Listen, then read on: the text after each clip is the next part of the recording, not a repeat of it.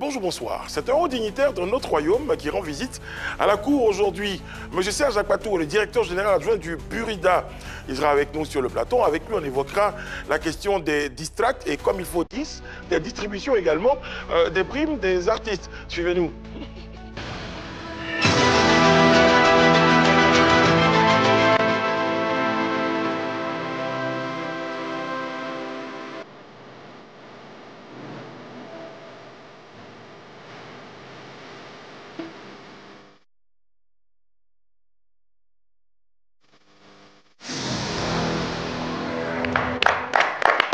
Oyez, oyez. Oyez. Comment allez-vous la cour? Ça va super bien. Ben, téléspectateurs, le roi que je suis et ma cour sont heureux de vous souhaiter la bienvenue à ce rendez-vous de PPLK. J'en profite pour faire un petit coucou tout particulier. Je vais en faire 2 ou 3 comme ça au cours de cette émission particulièrement parce que je regardais une émission et ma collègue, parce qu'on est sur le même groupe, Eva Mani nous a fait un petit coucou. Donc, voilà. Eva qui m'a précédé ici. Voilà, donc on lui fait un coucou à Eva. Alors, monsieur Yann Cédric, comment allez-vous? Ça va super bien le roi, j'espère que vous aussi et l'ensemble de la cour. Gerne Geschen, ça veut dire je vous en prie. C'est de l'allemand. Ah, Gerne Geschen, ça veut dire... J'allais demander la traduction à Eunice, comme celle qui parle allemand ici. Ah, Eunice, vous parlez allemand? Was passiert? Qu'est-ce qui se passe? Son mot. Je vais très bien, on s'approche du week-end, donc on commence à penser un tout petit peu au repos, mais on est concentré très près pour l'émission d'aujourd'hui en particulier. De nada, c'est en espagnol, ça veut dire de rien. Je comprends plus le dida que l'espagnol, mais bon. Et comment on dit de rien, Dida? Non, je te dirai pas. Ah ben voilà. Diekel, je vous demanderai pas. Comment ça va? Ben, ça va très bien et toi-même? Très bien. Ouais. Je dirais you welcome. Ah, je voulais demander que tu donnes l'expression avant que je te donne ma réponse. Ah oui, d'accord, you welcome, ça veut dire. Bon, Annie, je vous ai déjà dit bonjour, très cher Marquis. C'est vrai, effectivement. Bonjour. Vous avez tout mon respect. Il y a moi. tout ça, mais il y a surtout le sommaire, les amis. Entre répartition des droits, gestion des distracts et revenus générés sur le numérique, les questions fusent. Qui mieux que le Burida, la maison des artistes, pour y apporter des réponses? Justement, Serge Akpatou, directeur général adjoint du bureau ivoirien du droit d'auteur, est l'invité de ce numéro de PPLK. Il passera par vérité par l'image, le détecteur et l'interrogatoire. PPLK, c'est parti. Et voilà, les amis, sans autre forme de transition, et bien avec beaucoup de respect, accueillons le haut dignitaire d'une autre région, le directeur général adjoint du Burida, monsieur Serge Akpatou, notre invité. On le reçoit maintenant. C'est parti. Bonjour, monsieur Akpatou. Bienvenue.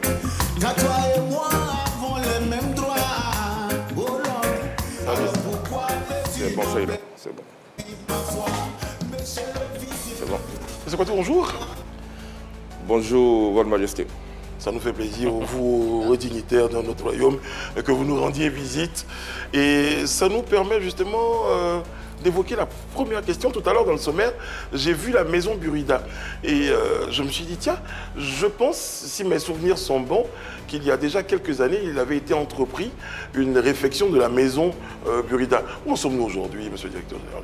Les travaux, le gros œuvre est achevé. Nous sommes au stade de finition. Je pense que d'ici la fin de l'année, le Burida flambant neuf sera livré et nous pourrons investir les locaux pour le bien-être des artistes. Vous parlez comme les politiciens, vous êtes à 99%?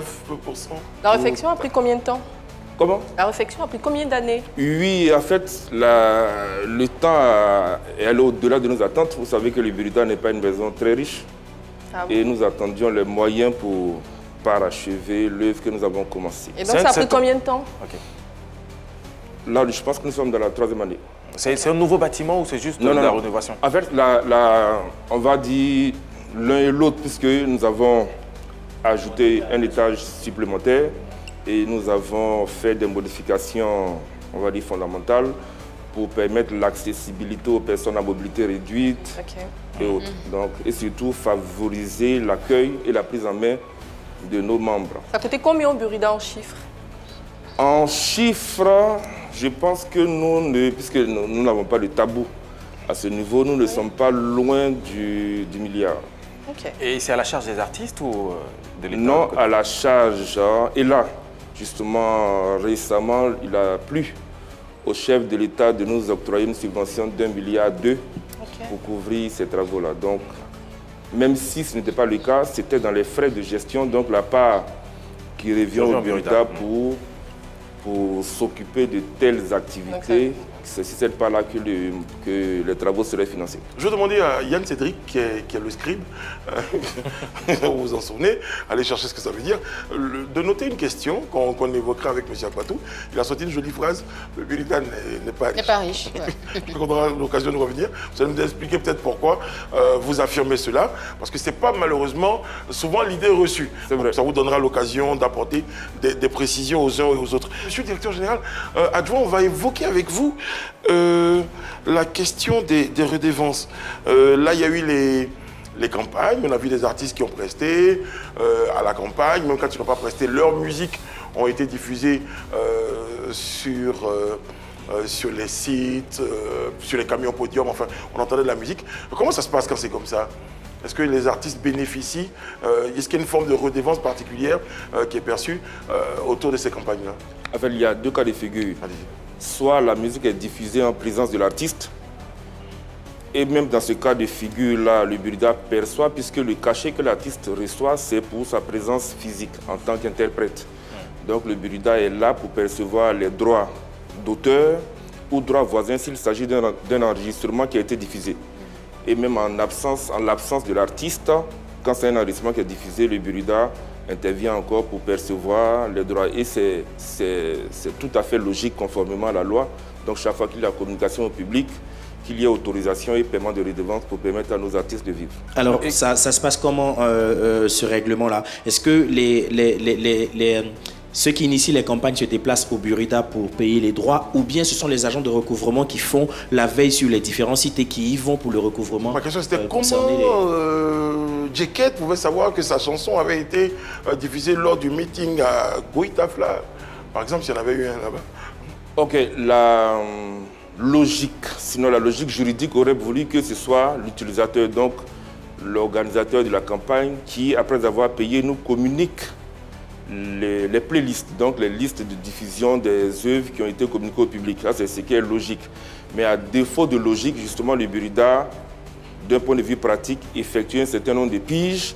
Et nous avons, au niveau du Burida, un règlement qui nous permet, à défaut d'obtenir ces playlists-là, d'avoir des moyens, on va dire, de remplacement pour, on va dire, retomber sur nos pattes quant à savoir qui a joué quoi à tel moment. D'accord. On a vu le Burida très fier sur ses réseaux sociaux diffuser des images de candidats qui étaient venus s'acquitter de leurs droits de redevance. Combien ça coûtait? Vous comprendrez après pourquoi j'insiste aujourd'hui sur les chiffres. Combien ça coûtait, combien ça ramenait en tout cas dans les caisses du Burida? 18 500 000. Et est-ce que les répartitions ont déjà été faites? Non, pas encore. Puisqu'il faut recevoir la documentation qui est afférente aux campagnes. Ensuite, procéder à l'opération de répartition proprement dite, donc en identifiant les œuvres et les ayants droit sur les différentes œuvres. Donc c'est un travail de fourmi. D'accord. Est-ce que les artistes ont une possibilité de vérifier leur participation? Est-ce que par exemple Rosine Layo, quand vous allez lui donner dans les 18 millions ce qui lui revient de droit en fonction de la redevance, a une possibilité de savoir qu'effectivement elle a reçu en ce moment précis là ce qu'elle méritait en fonction de tes chansons qui ont été jouées? Tout à fait. Lors de répartition, il y a un relevé qui accompagne les sommes versées. Donc vous pouvez savoir que les 250 francs proviennent d'un anniversaire qui a été célébré à Zinoula et que les 500 francs proviennent d'une radio qui est diffusée dans telle zone. Mais pour revenir évidemment sur les candidats malheureux aux élections, on va peut-être en avoir pendant les législatives, pardon. Est-ce que le Burida a un moyen de le poursuivre, vu qu'il s'agit de droits d'auteur de l'œuvre de l'esprit? Ils sont dans l'obligation de payer. Donc s'ils ne payent pas, est-ce que vous avez le droit d'envoyer des convocations? Tout à fait. Et ces derniers temps, plus qu'avant, nous prenons plaisir à solliciter le tribunal pour que le droit soit dit. Donc, que les candidats s'attendent à nous. S'ils ne payent pas ce que la loi leur impose de payer pour le compte des artistes, le tribunal tranchera et ce sera en notre faveur. Très bien. Il y a un terme qu'on évoque de plus en plus, c'est ce qu'on appelle les droits d'exploitation numérique. Enfin, un peu de pédagogie au cours de cette émission. Qu'est-ce que c'est, ces droits d'exploitation numérique? Comment, en termes simples? Bon, de manière simple, on va dire c'est le fait de reproduire ou de diffuser des œuvres de l'esprit par le moyen de l'Internet. On va dire de manière simple. Donc, soit par téléchargement. je mets une œuvre en ligne que je distribue par téléchargement, donc par reproduction, ou par streaming, ou par d'autres moyens, parce qu'il n'y a pas que le streaming, il y a aussi le podcasting, qui est aussi une variante. Mais en fait, c'est tout ce qui met en œuvre les technologies de l'information et de la communication pour l'exploitation des œuvres. Et ça ne concerne pas que la musique, puisque le Burida a vocation à gérer les droits aussi bien en matière musicale qu'en matière littéraire, d'art visuel, d'art dramatique et audiovisuel. Donc nous avons vocation à couvrir ces nouvelles formes d'exploitation-là pour qu'on ne puisse pas engager notre responsabilité. Et en ce qui concerne les streamings, justement, comment le Burida fait la répartition?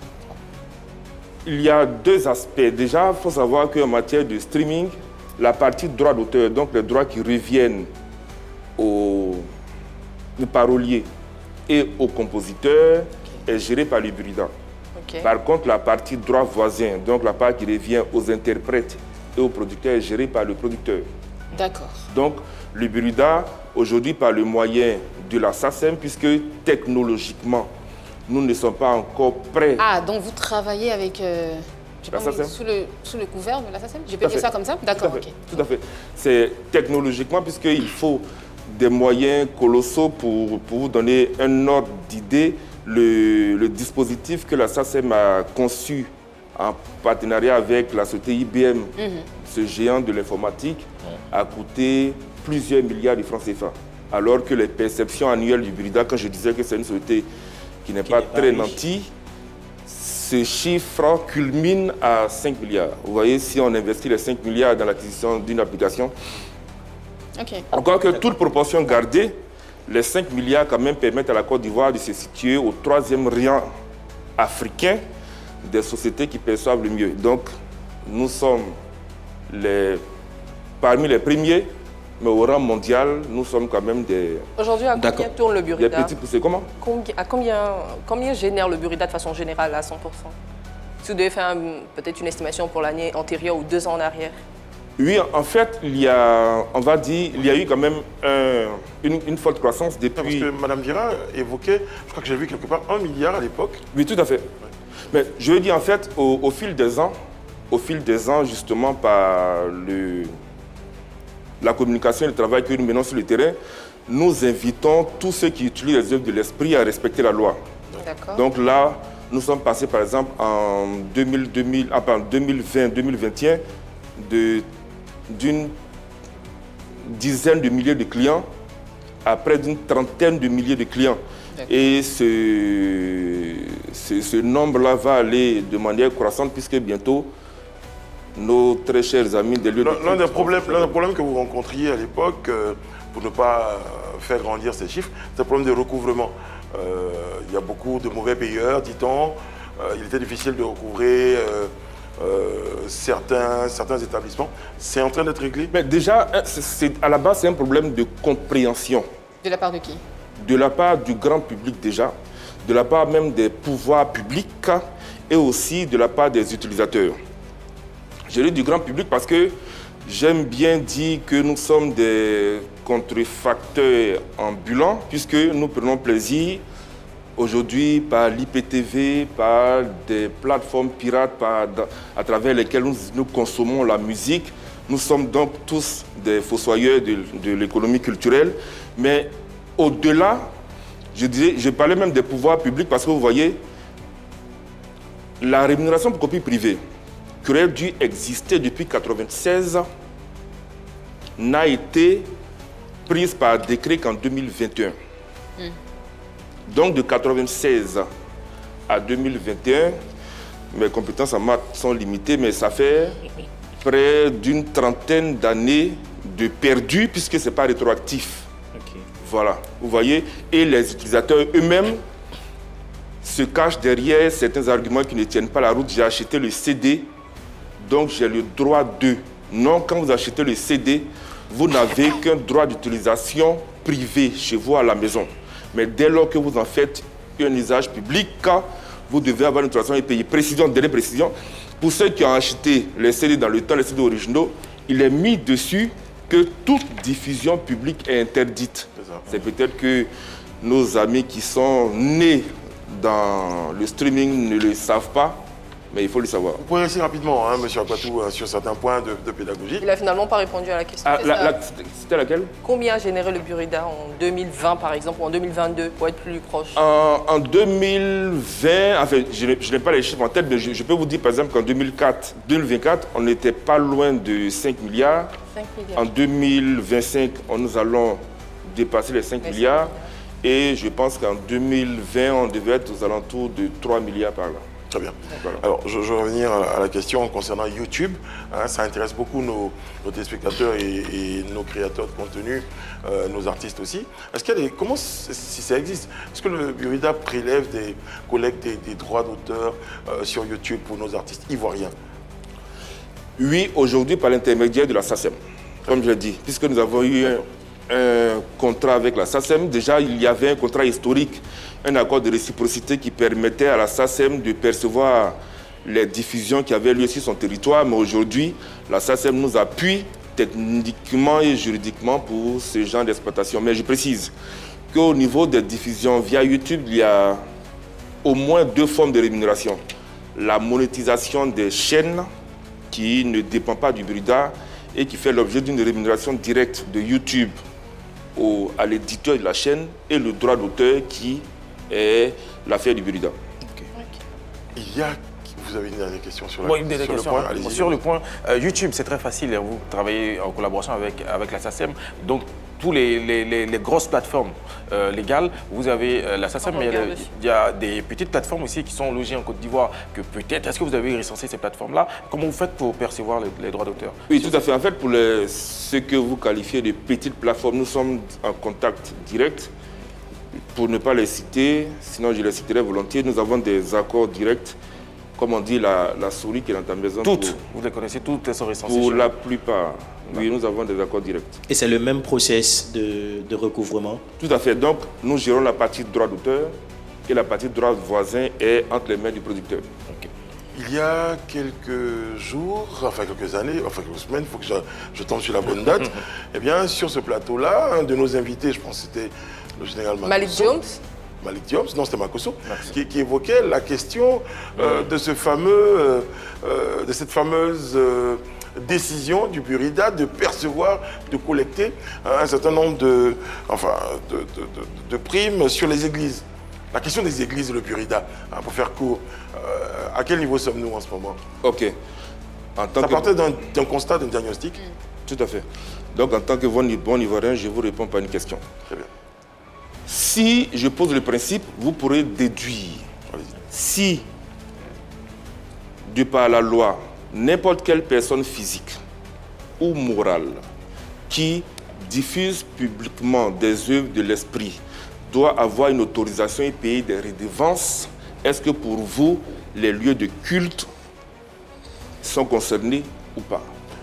Nous pensons que, en bon ivoirien, vous pouvez retourner la question, ne pensez-vous pas qu'il y a une forme d'exception à prendre en compte œuvre de l'esprit, si l'esprit saint y est, faire un jeu de mots? C'est parfait. Vous voyez, justement, enfin, qui dit lieu de culte, qui dit exception, dit texte. Il n'y a pas d'exception sans texte. Si la loi, si le droit d'auteur avait voulu exonérer certaines personnes physiques ou morales de droit public ou de droit privé, la loi l'aurait dit expressément. Et je précise, le droit d'auteur n'est pas un impôt, le droit d'auteur n'est pas une taxe. De sorte que le plaisir que un utilisateur lambda ou un lieu de culte prend à payer sa facture d'électricité ou d'eau, parce que vous convenez avec moi que peu importe la sacralité d'un lieu, les factures tombent chaque 2 mois d'électricité et d'eau. Donc, que ces lieux mettent le même plaisir à payer le droit d'auteur, surtout que nos très chers lieux de culte deviennent de grands lieux de consommation publique, de musique, de films et autres. En tout cas, pour l'instant, il semble ne pas avoir ce plaisir-là. Ils en ont beaucoup parlé. Aujourd'hui, qu'est-ce qu'il en est? Non, je peux vous rassurer que, en fait, il y a eu une grosse incompréhension. Déjà, dans la pratique, les lieux de culte payent. pour leurs activités au cours desquelles ils diffusent de la musique et autres. Ils paient. Mais en fait, le message n'est pas véritablement passé parce qu'ils avaient à un moment cru qu'on aurait mis les églises sous scellé parce qu'ils n'auraient pas payé ou que nous interviendrons avec des personnes musclées au sein des églises pour interrompre le culte. Il n'en est pas question. Pour nous, il est question de faire respecter la loi, mais en employant la méthode douce. Et justement, avec notre bâton, le pèlerin, nous parcourons. Vous êtes dans la sensibilisation pour l'instant? Tout à fait. Nous avons déjà commencé par la direction générale des cultes, qui nous a donné sa bénédiction, donc pour rester dans l'esprit du culte. Religieux. Voilà. Et pour que je comprenne, je fais une comparaison. Oui. Un maquis, le maquis chez Ticket par exemple, qui est un maquis qui diffuse toutes les musiques de tous les artistes en longueur de journée, comparé à une église qui, lorsque le dimanche on fait un culte, il y a un groupe musical qui joue une chanson. Est-ce que dans le cadre du maquis, on est dans le cadre d'une DEP par exemple, diffusion d'exécution publique, je crois que c'est comme ça qu'on dit, droit d'exécution publique. Et puis pour l'église, bon, ils jouent leur propre chanson dans leur propre culte. Et puis on leur dit par exemple, enfin certaines perceptions disent mais dans leur propre chanson on joue pas les chansons d'autres. Enfin, en comparaison, pourquoi ces établissements-là peuvent avoir cette forme de deux poids deux mesures? Ok. Qu'est-ce que vous entendez par leur propre chanson? Ce sont des chansons qui ont été composées par elles-mêmes. Voilà, qui ne sont peut-être pas forcément déclarées au Burida. Et très souvent, ce sont des chansons qui ont été prises pêle-mêle dans la Bible. Peut-être que c'est la Bible aussi qui vous gêne, parce qu'il y a une histoire de droit d'auteur là-bas. J'ai cru entendre cette histoire dont vous parliez, je crois que c'était aux environs de 2022-2023. C'est pour ça que je voudrais savoir si c'était une loi qui avait été votée depuis longtemps ou c'est une loi qui existe déjà, pourquoi personne n'est au courant. Ok, bien. Pour faire simple, la gestion collective se base sur une question de répertoire. D'accord. Si un lieu de culte diffuse en live, parce qu'il y a une nuance avec la diffusion de musique enregistrée, diffuse en live de la musique que ses frères en Christ ou bien ses paroissiens, ses fidèles, merci, ses fidèles ont écrite et composé, le Burida n'a pas vocation à y aller puisque ces œuvres-là ne sont pas de son répertoire et ne font partie du répertoire d'aucune société avec laquelle le Burida est en accord de réciprocité. Par contre, quand bien même il s'agirait d'œuvres écrites et composées par les fidèles, quand il est question d'un enregistrement, il y a ce qu'on appelle la rémunération équitable qui est due aux interprètes et aux producteurs, qui est obligatoirement géré par le Burida. Quand vous dites un enregistrement, ça veut dire quoi? Un enregistrement, c'est pas comme dans un maquis où on joue un CD. À l'église... C'est en live très souvent. Ouais. Je reprends ce que j'ai dit. J'ai dit, pour le live, s'il s'agit de chansons qui ne font pas partie de notre répertoire, le Burida n'a rien à y faire. Donc, un cas pratique, une chanson qui est exécutée dans une église, une chanson par exemple de Kais Bloom qui est exécutée par le chœur de l'église en live, est-ce que le Burida a le droit d'interférer? Kais Bloom est membre du Burida. Ok. Donc, la première hypothèse, c'était une musique exécutée en live et pour laquelle ni le compositeur ni le parolier n'étaient membres du Burida ou membres d'aucune société d'auteurs au monde. D'accord. Là, dans ce cas, et puis il faut reconnaître que ça, c'est un cas assez réduit, puisque la plupart des auteurs sont membres du Burida. Donc, dans le deuxième cas de figure, enregistrement, je parle des supports qui sont mis en vente. Donc, les clés USB, les CD et autres. Donc, que ce soit lors de la célébration de l'événement religieux ou en dehors, dès lors que le CD ou la clé USB est joué, le Burida perçoit obligatoirement les droits des interprètes et du producteur. Obligatoirement. Si les auteurs disent on n'est pas membre du Burida, ne gérez pas nos droits, on leur répondra ok. Mais pour la partie droits voisins, la loi nous fait obligation d'aller percevoir les droits et de nous les reverser. La loi sur les droits d'auteur, pour répondre à la question de Annie France, la loi sur les droits d'auteur, la première loi en Côte d'Ivoire date de 1978. D'accord. Et je dirais, c'est pas une forme de, je dirais, peut-être de gêne que Le Burida n'a pas approché les lieux de culte. C'est là que j'allais faire mon 2 poids 2 mesures et mon défenseur des maquis pour dire, ah ben écoutez, vous êtes très dur avec nous, et puis de l'autre côté, vous semblez être gêné. Non, vous savez, cette gêne se comprend. Pourquoi? Le domaine religieux est un domaine assez sensible. Il ne faut pas, au risque d'engager un soulèvement religieux, employer la mauvaise méthode pour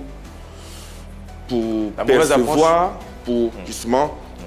les droits qui sont légaux. Je prends même un cas, les funérailles. Oui. On n'est pas obligé de faire des funérailles avec la musique. Pourquoi? Donc, non mais je dis que nous ne sommes pas obligés d'organiser des cérémonies funéraires avec de la musique. Mais quand c'est le cas, il faut préalablement aller prendre une autorisation et payer des droits. Mais le Burida aujourd'hui n'ira pas, en tout cas pas pour le moment, aller saisir des cercueils ou des tables ou des bâches pendant une cérémonie funéraire. Pour le moment. Très bien. Mais surtout, vous regardez ce rendez-vous là, il y a ce qu'on appelle ici vérité par l'image. Ça sera juste après.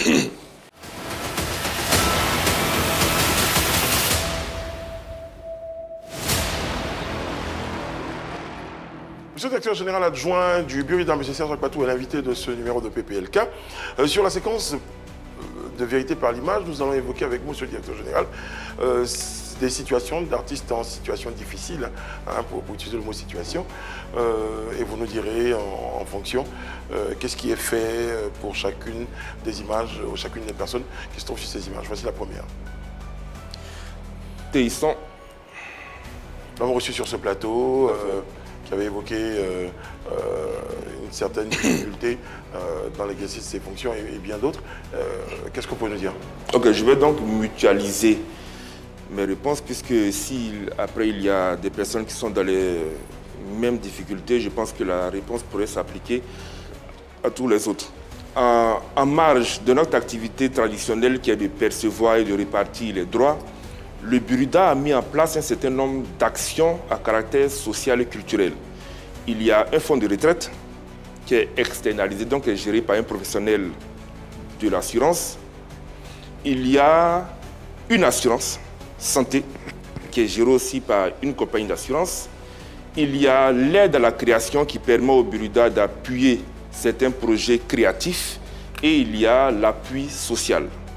Donc, chaque année, le Burida se fait fort de conduire, je dirais, ces 4 projets-là pour le bien des artistes. Je reviens principalement... Mais oui. Pardon, je vais... Non, j'entends dans le fond. Oui, mais d'accord, mais ce que je veux dire, là, vous avez planté le décor d'une situation qui va nous gêner pour la suite. Si vous mutualisez, parce qu'il y a 3 images avec des situations précises. Donc c'est pour ça que je souhaiterais qu'on ait des réponses par rapport à cas par cas. Par exemple, dans le cas de Téhisson, on avait vu tout ce que vous avez dit est valable, mais bon, c'est pour la suite. Donc allons-y sur tout ce que vous avez dit pour le cas de Téhisson, s'il vous plaît. Oui, en fait, ce que je veux dire, c'est que il n'y a pas de... Moi, je me demandais, est-ce que le Burida s'est senti concerné quand vous avez vu les images de la maison de Téhisson et des Ivoiriens qui étaient tristes de voir un monsieur qui a fait rayonner le cinéma ivoirien dans ces conditions-là? Est-ce que vous êtes senti concerné? Non, mais absolument.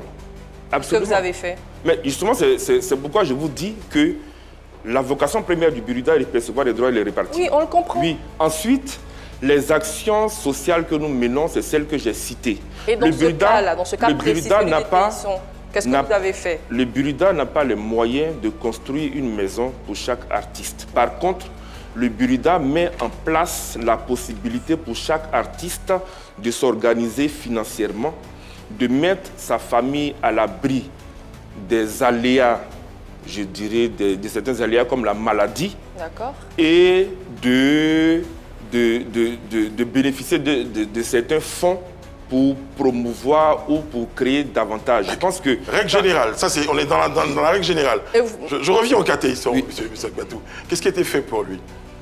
Oui, mais... Est-ce qu'on est resté dans les dispositions légales du Burida? Pour dire non, il y a une action sociale, qu'est-ce qui a été fait? Quand vous dites que Là, vous parlez du fait que M. Téhisson n'est pas de toit dit Bon, sortons de la question des toits. Hein, sortons de la question des toits. Il y a eu une situation, tout le monde s'en est ému, s'en est offusqué peut-être pour certains. Le Burida a été saisi de la situation. Qu'est-ce qui a été fait? Ok. Officiellement, le Burida n'a pas été saisi de la situation déjà. Et si ça avait été le cas, le conseil de gestion aurait sans doute affecté une somme à M. Téhisson pour lui permettre, je vais dire, de faire face aux difficultés actuelles. Donc si le Burida n'a pas été saisi, vous ne pouvez rien faire. Non mais le Burida est une société qui ne dépense pas de l'argent sur des coups de tête. D'accord. C'est-à-dire que je peux être en difficulté et si je ne sollicite pas la maison qui gère mes droits pour me venir en aide, celle-ci peut présumer que je n'en ai pas. Mais je précise, c'est pourquoi j'ai voulu mutualiser en disant que cette année, déjà au titre des appuis sociaux, parce qu'il peut arriver aussi justement que le fonds dont le Burida dispose et qui est géré par le conseil de gestion présidé par M. Tibus Kofi, ne dispose pas de fonds. Très bien. Aujourd'hui, cette année, déjà on va dire au 31 octobre, le Burida a déjà engagé près de 60 millions pour des appuis. Mais je n'ai pas en tête de manière nominative les personnes et les montants qui leur ont été affectés. Mais je peux vous dire... Alors Téhisson, il est peut-être membre, il est sociétaire du Burida. Bon, il avait une situation, il n'a pas saisi le Burida. Le Burida a estimé que bon, si on n'est pas saisi, peut-être qu'il n'y a pas péril à la demeure. On aurait pu... Bon, c'était discrétionnaire. Oui, en fait, ce que je dois vous dire, c'est que le Burida, à la base, si le Burida voulait déjà scruter les réseaux sociaux et puis, on aurait bien voulu. On aurait bien voulu. Mais aujourd'hui, si vous prenez, si nous divisons 5 milliards par 10 000 personnes, ça fait environ 500 000 francs par an. Ce qu'on comprend, c'est que non seulement on ne vous a pas saisi, mais en plus, vous n'avez pas les moyens de venir en aide. Très bien. Deuxième image, rapidement, parce que comme on n'a pas mutualisé, donc j'avais souhaité qu'on aille dans les détails, il faut qu'on y aille au fur et à mesure. Rapidement, la seconde image. Monsieur Bizier. Ok, je dirais que c'est la même situation. Moi, en fait, tout à l'heure, quand je dis de tête, et quand j'ai dit que le Burida n'a pas été saisi, peut-être que tout à l'heure, en retournant au bureau, je me rendrai compte que le Burida a bien été saisi et qu'on a agi. Je dis que chaque fois que le Burida est saisi pour des questions d'urgence, nous agissons. Il y a une procédure. Il y a une procédure de saisine. Il faut que le Burida soit informé. Parfois, quand on saisine, parfois, des situations difficiles. Non, mais vous savez, le Burida gère plus de 10 000 membres. Et les fonds dont nous disposons servent à couvrir un certain nombre de besoins. C'est la raison pour laquelle, tout à l'heure, quand je parlais d'assurance, vous savez, sur 10 300 membres du Burida, cette année en 2025, alors que l'assurance, mon esprit a failli dire que l'assurance coûte pour chaque membre 13 000 francs par mois, parce que le Burida et le ministère de la Culture prennent à leur charge 204 000 francs. L'assurance, en fait, devrait coûter 360 000 francs par personne et par an. Aujourd'hui, l'assurance coûte à chaque membre 156 000 francs. L'année. Donc 13 000 francs par mois. Le ministère et le Burida s'occupent du reste. Mais sur 10 300 membres, nous n'avons en 2025 que 204 personnes qui ont pris l'assurance. Non.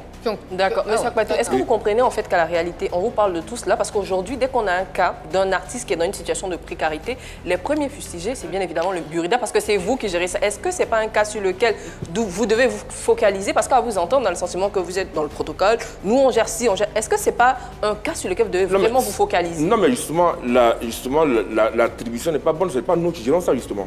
Le Burida... Mais ça vous entache. Parce qu'à chaque fois qu'on voit ces situations de précarité, là, les premiers fustigés, c'est vous. Parce que l'information qui est distillée n'est pas la bonne. C'est aussi simple que ça. Le Burida n'a pas de subvention.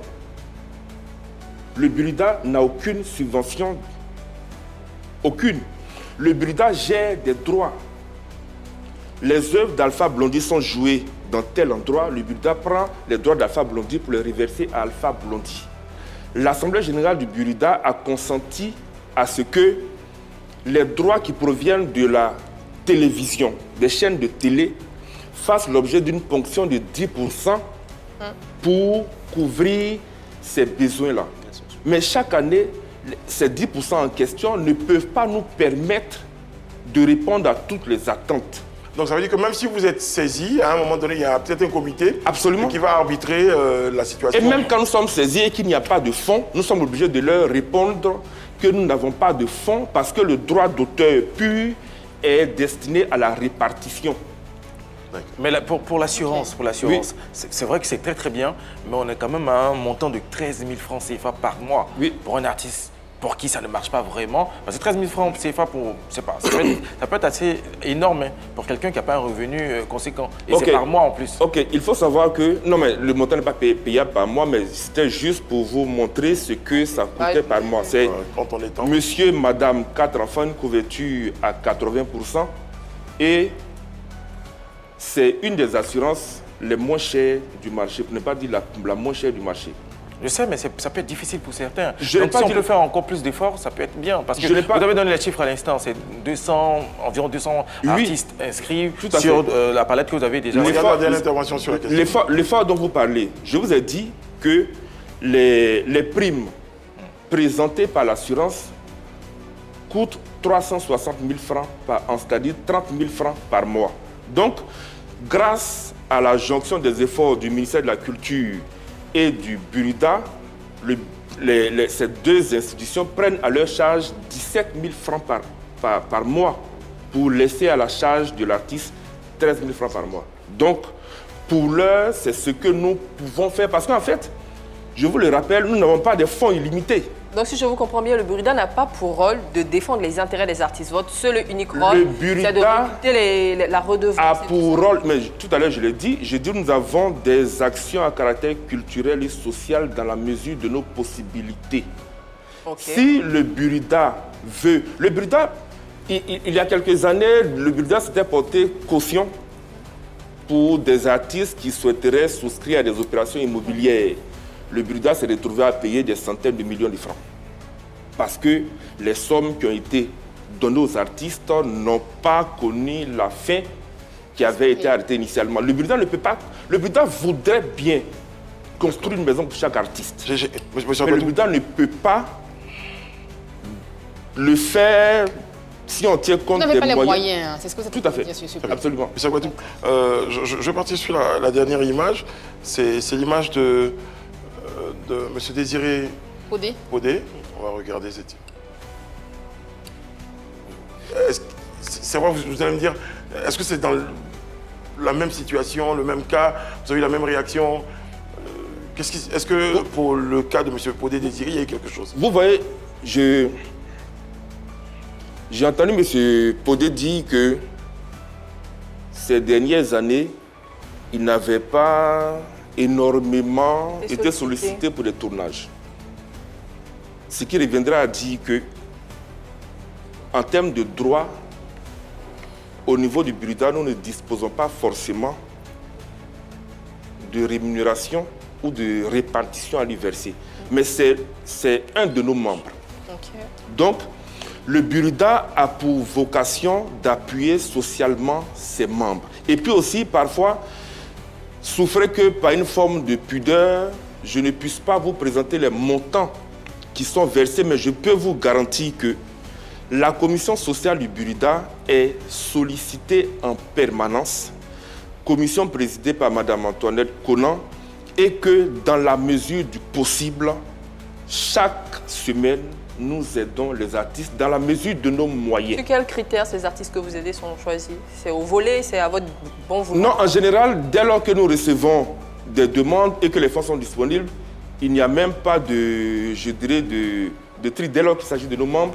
À un moment, nous avons voulu imposer comme critère que les personnes qui sollicitaient l'aide aient au moins une assurance. Alors, mais on était obligé de battre en brèche ces critères-là parce que c'est une condition qui n'était pas remplie. Oui. D'accord. Très bien. Mais Aquatou, j'ai bien noté. Hein. Après, donc là, j'imagine que votre tâche n'est pas aussi aisée si tous les matins, vous avez... Parce que là, on parle des cas de maladie, mais à côté de ça, il y a des cas de personnes dont les enfants sont déscolarisés, des artistes qui n'ont pas de maison. Donc, je comprends peut-être que votre tâche ne soit pas très aisée. La tâche aurait été aisée. La tâche aurait été aisée si le Burida disposait énormément de fonds. Chaque année, en termes de répartition, le Burida répartit chaque année plusieurs milliards. C'est-à-dire que l'essentiel des fonds dont nous disposons est destiné à rémunérer ceux dont les œuvres ont été exploitées. Moi, je comprends bien ce que vous dites. Hein. Je comprends que vous faites beaucoup d'efforts. C'est bien pour tous les artistes dont on a vu les photos et tout ça. Mais je ne comprends pas pourquoi on assiste encore à ce genre de cas. Avec tous les efforts qui sont fournis, avec toutes les subventions que vous avez, avec tout ce que vous venez de dire sur ce plateau, pourquoi chaque fois on doit subir ce genre de cas? Mais simplement parce que, je vais dire, ce sont des cas qui appartiennent au domaine médiatique. D'accord. Il s'agit de professions libérales. Je peux vous garantir que tous ceux qui sont dans le secteur libéral ne roulent pas forcément carrosse. Mais ce n'est pas tous qui ont la possibilité de mettre une caméra et un micro pour l'ancien SOS. Aujourd'hui, quand vous voyez le doyen Zoumana, mais je veux dire avec le parcours qu'il a connu et qu'il connaît, on est forcément touché parce qu'il y a un lien affectif qui a été tissé depuis belle lurette. Mais le secteur libéral, que ce soit en Côte d'Ivoire ou dans tous les pays du monde, est frappé par le même mal. Dès lors qu'il n'y a pas de demande pour qu'on puisse satisfaire cette demande-là, les revenus ne sont pas importants.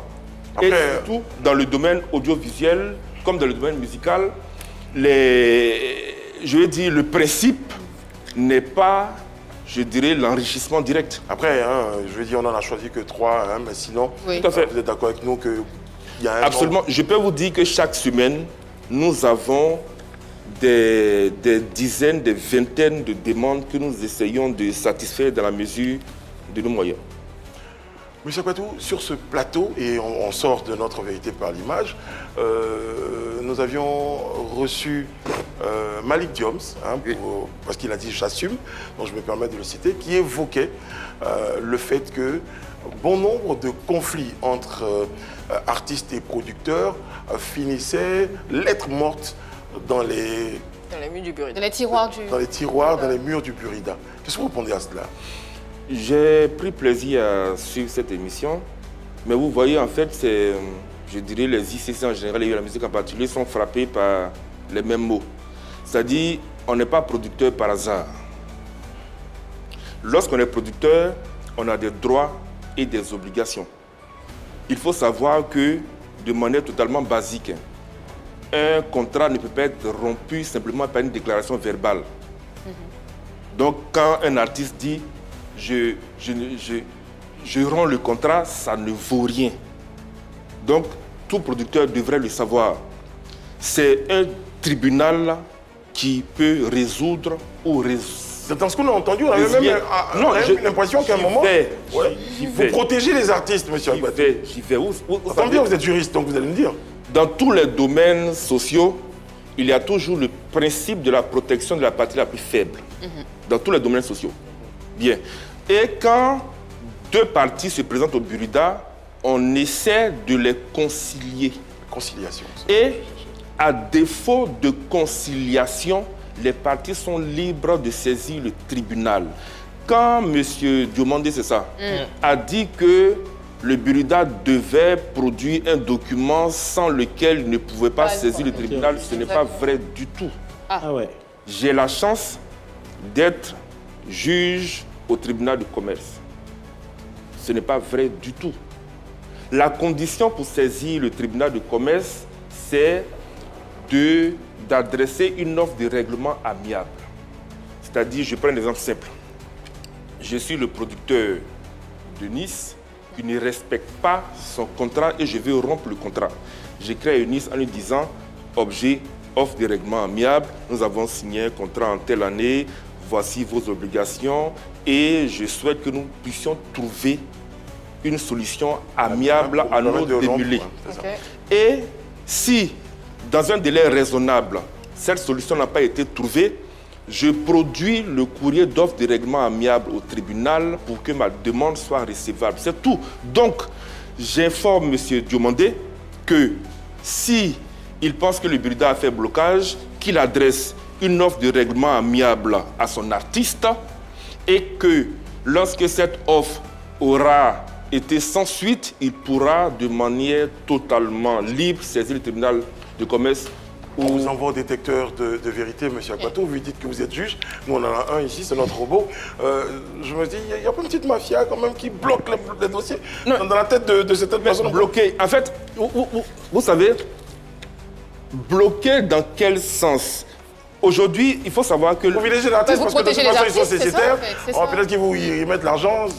Non, je peux vous dire que la plupart du temps, pour mémoire, j'ai été pendant près de 10 ans aussi directeur juridique du Burida. Et quand nous sommes saisis, je ne vais pas citer de nom, mais on a déjà été saisis par un producteur qui revendiquait des droits de Kwissa, ici son artiste. Qui revendiquait, c'est-à-dire qu'elle refuse depuis un certain temps de se soumettre à cette obligation-là. Mais je vais dire, oui, je ne vous parle pas de fiction. Donc, qui a porté plainte? Qui s'est plaint? Non, mais les deux parties sont retrouvées au Burida. Ok.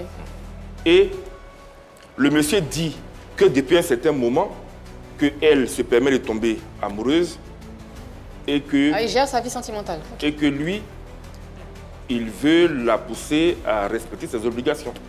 Et elle estime que ce n'est pas le cas. Mais là, vous voyez déjà, en fait, là, je dirais même que c'est extra professionnel. Mais dans ce genre de situation, quand bien même cela ne touche pas au droit d'auteur, on essaie de concilier. Mais je rappelle ici, une fois pour toutes, que le Burida n'est pas une instance judiciaire. Vous n'êtes même pas obligé de répondre à une invitation du Burida. Quelqu'un viole vos droits. Si vous voulez saisir le tribunal d'Abidjan Plateau, il n'y a même pas de procédure d'offre de règlement amiable préalable. On n'a pas besoin d'avoir un document du Burida pour aller au tribunal. Même pas. C'est seulement devant le tribunal de commerce que cette procédure est obligatoire sous peine d'irrécevabilité. Donc, le Burida ne peut même pas... Et je vais clore ce point-là, en tout cas à mon niveau. Le Burida a accompagné énormément d'artistes dans le gain de leur procès. Je peux vous donner une liste longue comme le bras en matière d'art visuel, en matière de musique, en matière audiovisuelle, en matière d'art dramatique. C'est un procès contre qui? Un procès contre des diffuseurs, un procès contre des opérateurs de téléphonie. Est-ce que le contraire s'est fait aussi? Les producteurs qui sont pleins d'artistes qui ont eu gain de cause. Mais bien sûr, puisque le Burida a une obligation de conseil. Aujourd'hui, nous avons aidé justement des producteurs à avoir gain de cause face à des diffuseurs ou à rompre même leur contrat avec certains artistes. Très bien. Oui. Monsieur Kwatou, la chaise est là. On vous envoie tout de suite au détecteur. C'est après le jingle.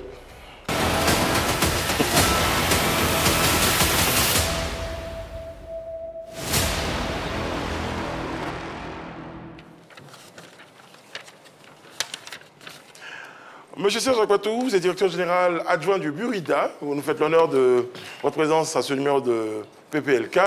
Notre détecteur a pour principe d'examiner les réponses que vous allez donner aux questions que vous allez recevoir. Si vous avez du rouge, on peut dire que notre robot détecteur n'est pas très d'accord avec votre réponse. Le vert pour dire on est OK, l'orange pour évoquer le doute. Vous aurez l'occasion de préciser certaines de vos réponses à l'interrogatoire. Et il est infaillible? Pardon? Il est infaillible? Il est infaillible, il est infaillible. En tout cas, dernière nouvelle, j'ai pris plaisir, pour utiliser l'expression connue, à le tester et il est infaillible. Okay. Enfin, on le pense. Okay. Voici la première question et vous répondez juste par oui ou par non. Non, ok. Voici la première question. Monsieur Serge Akbatou, Gadji Sely est-il à présent satisfait de ses droits perçus? Oui. La récente sortie de Diabo Steak sur un plateau télé était-elle opportune? Dans le fond, oui.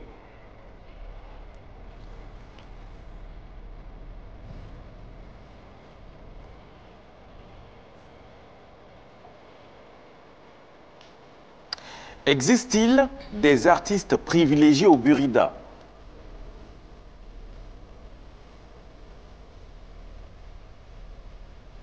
Privilégié au sens... Non. Non.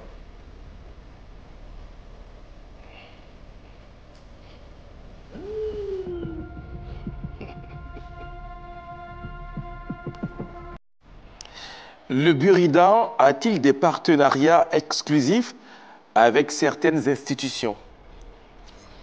Oui.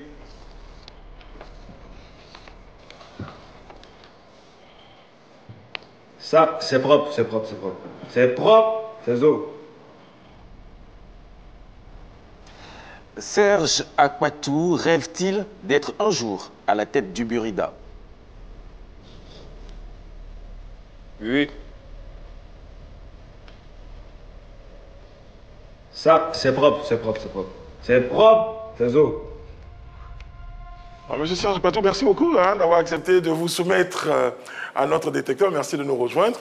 Il y a eu beaucoup d'oranges. Je vous dis qu'il y a beaucoup de doutes. Et je ne doute pas, pour utiliser l'expression, et que des précisions seront apportées à chacune de ces réponses et de ces réactions de notre ordinateur dans notre interrogatoire. Et vous serez en face de Annie France, c'est maintenant.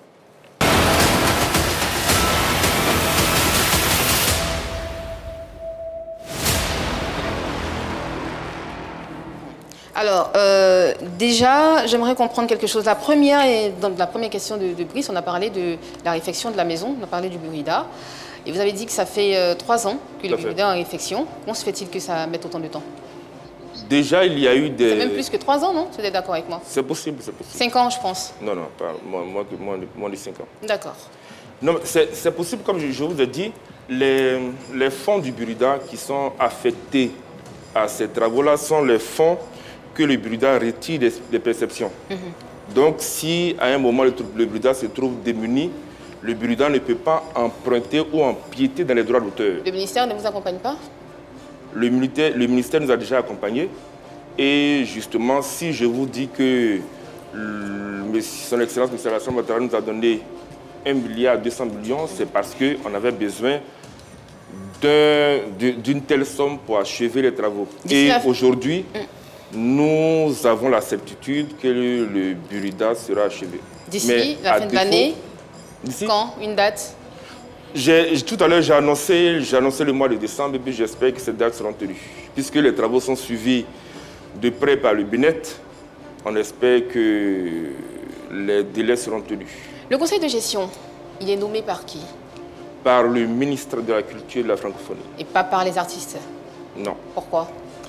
Dans les textes, le conseil d'administration, dont les charges aujourd'hui sont portées par le conseil de gestion, est mis en place par l'Assemblée générale. D'accord. Mais depuis 2019, il ne vous a pas échappé que le Burida a connu une crise qui a conduit l'ancien ministre à suspendre les organes du Burida et à mettre en place un conseil de gestion qui a les attributions du conseil d'administration. Vous parlez du ministre Bandaba Maurice, hein? Tout à fait. C'est donc en tirant les pouvoirs que la loi sur le droit d'auteur et le décret qui organise le Burida lui ont conféré qu'il a mis en place le conseil de gestion. D'accord. Donc du coup, c'est le même ministre qui a suspendu Gadji Sely et M. Michel Barouan. C'est ça? Je ne sais pas si on parle de la même époque, je ne crois pas. Parce que... C'était pas en 2011? En 2011, enfin je ne sais plus qui était ministre en 2000, parce que là, c'est en 2019. D'accord. C'est-à-dire le COGE a été mis en place en 2019. Et je sais qu'en 2011, il y avait déjà un genre de conseil similaire qui était présidé par paix à son âme, Feu Léonard Grougué. Donc qui avait justement, sur la base des mêmes dispositions légales là, et réglementaires, conduit à la suspension du... Donc c'était bien M. Maurice Bandama. Ah ok, donc c'est lui. D'accord. Alors, je sais qu'à l'époque, enfin, on sait qu'à l'époque, c'était, je reviens sur la question pour mieux comprendre, hein, que maintenant que vous avez le nom, à l'époque, c'était Gadji Sely et Michel Barouan qui géraient le Burida. Tout à fait. Et ils ont été virés, suspendus, pour faire place à une autre direction.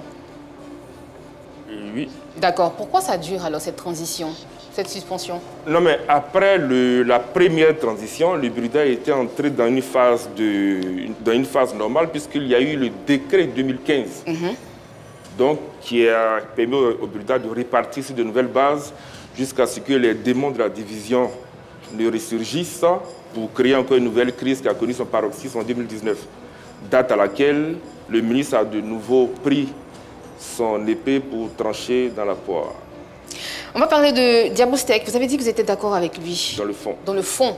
Pourquoi? Expliquez-nous. Mais parce qu'aujourd'hui, il se trouve qu'après l'organisation de la CAN, nous restons encore dans l'attente de 280 millions qui sont dus aux artistes. Donc, dans le fond, c'est vrai. Et toujours est-il que, et dans la même veine, les 100 millions qui sont dus aux artistes au titre de la francophonie n'ont pas encore été payés. Dans le fond, c'est vrai. D'accord. Voilà. D'accord. Alors, vous avez dit que vous aspirez un jour à être à la tête du Burida. Qu'est-ce que vous ferez qui n'est pas fait en ce moment?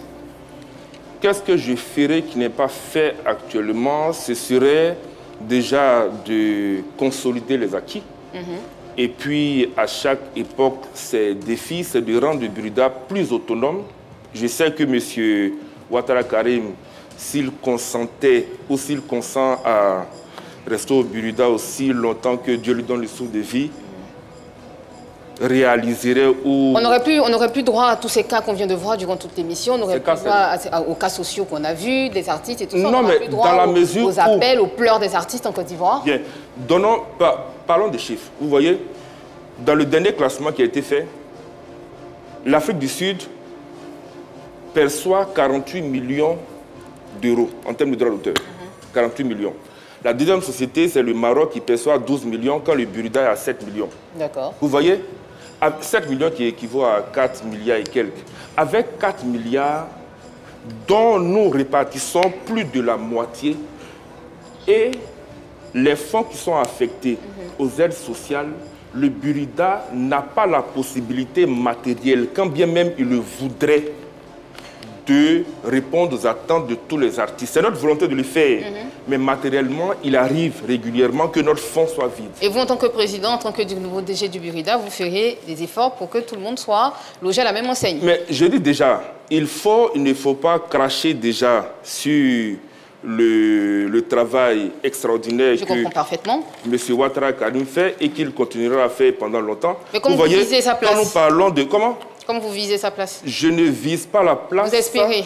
Je suis dans une ambition totalement normale. Et je pense que M. Ouattara Karim, avec tout le management qu'il met en place, serait totalement déçu de ma part si j'avais dit que je n'envisageais pas dans un futur lointain d'être directeur général du Il est d'accord avec vous dans ce cas. Vous avez parlé de 280 millions à l'instant. Qui doit payer les 280 millions? Le COCAN.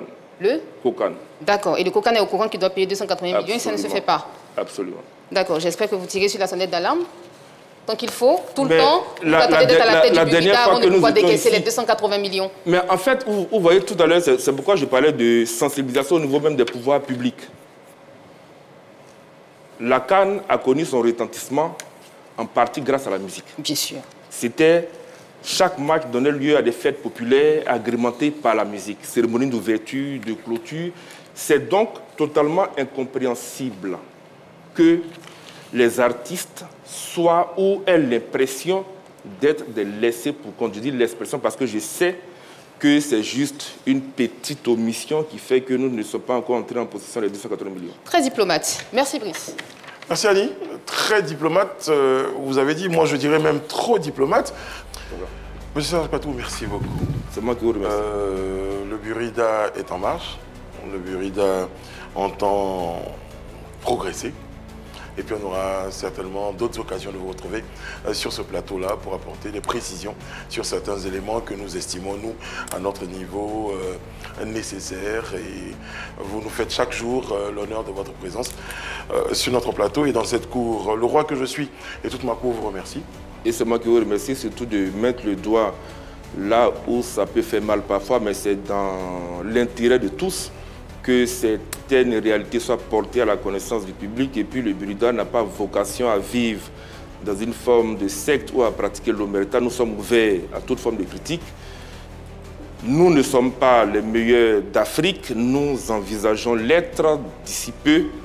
Mais dans ce laps de temps-là, nous sommes ouverts à toute proposition et nous ferons tout pour satisfaire nos auteurs, compositeurs, interprètes et producteurs. Monsieur Zakwato, je rappelle que vous êtes pour l'instant encore directeur général adjoint du Burida et que le directeur général du Burida, c'est M. Karim Ouattara, qu'on remercie également pour son soutien. Et qui m'a béni avant que je n'arrive ici. Exactement. Vous n'êtes pas un dissident. Exactement. Je vais profiter de l'occasion pour rapidement souhaiter un joyeux anniversaire à une de nos collègues de la Maison Bleue. Il s'agit de Mme Léna Koné, à qui on souhaite un joyeux anniversaire, à elle et à tous ceux qui sont nés aujourd'hui parmi nos téléspectateurs. Léna Sophia Koné, pour être précis dans l'exercice. Merci à vous, téléspectateurs. Prochain de vous, Eunice, quand? On se retrouve vendredi. Vendredi. D'ici là, prenez soin de vous et des autres et que Dieu veille sur la Côte d'Ivoire, que Dieu veille sur notre droit. Amen.